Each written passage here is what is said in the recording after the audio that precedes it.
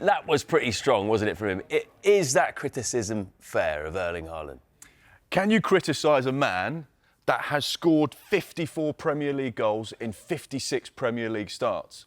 Can you criticise a man who won the treble in his first season in the Premier League? Can you criticise a man who scored 18 goals in 21 Champions League starts? Probably not. However, let's try and put a bit of context into what Roy Keane was actually saying, because what he's effectively saying is we want to see more from the greatest striker in world football off the ball, in terms of his movement, in terms of his touches, in terms of his link-up play. And this graphic shows you exactly the situation and what I think Roy Keane is referring to.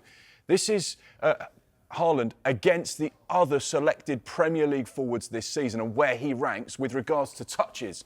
So you can see Bukayo Saka, 1,720 touches in the Premier League. That puts him first as one of the forward players. Yeah. Julian Alvarez second. Ollie Watkins, just to give a little bit of comparison there, 870 touches, which ranks him 24th. You can see Dominic Calvert-Lewin. And then Erling Haaland, 53rd on the list of Premier League forwards this season with just 527 touches. Let's have a look at that compared to the situation with regards to passes. Now, this is, again, you see some of the similar names there. Bukayo Saka out in front, 1,066 passes, which ranks him first in the Premier League.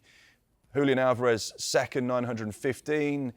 The Tottenham captain, Heung-min Son, 7th. Ollie Watkins, 25th.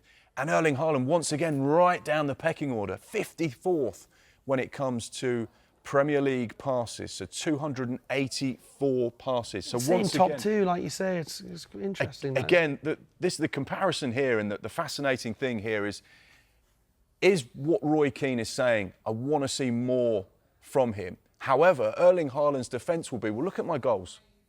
Look how many goals I've scored. Look at the work I do in and around the box in the crucial moments.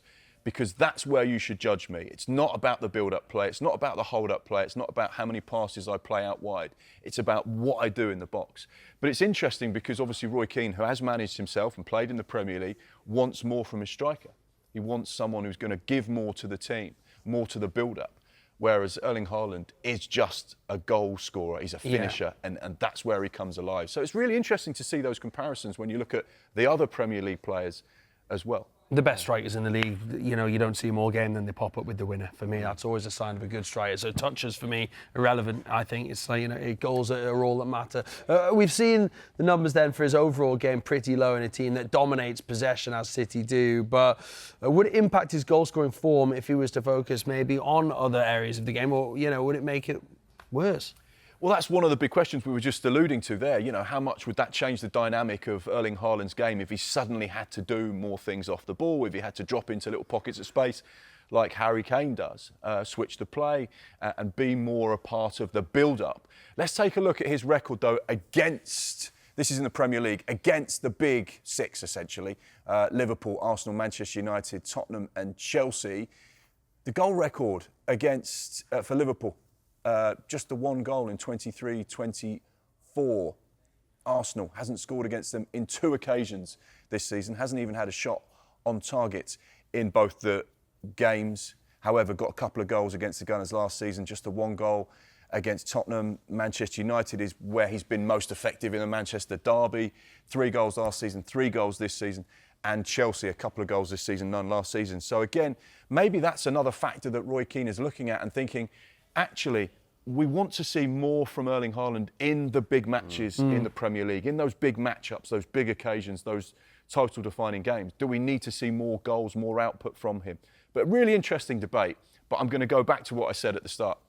54 goals in 56 Premier League starts. If he is here in 5 years' time, he will be, without question, providing he's fit, the Premier League's greatest ever striker. He will smash Alan Shearer's record. And I think that's something to point out as well, that whilst the criticism is there for some elements of his game, does that take away from what he actually does, which is score goals? And he's done that throughout his whole career. Yeah.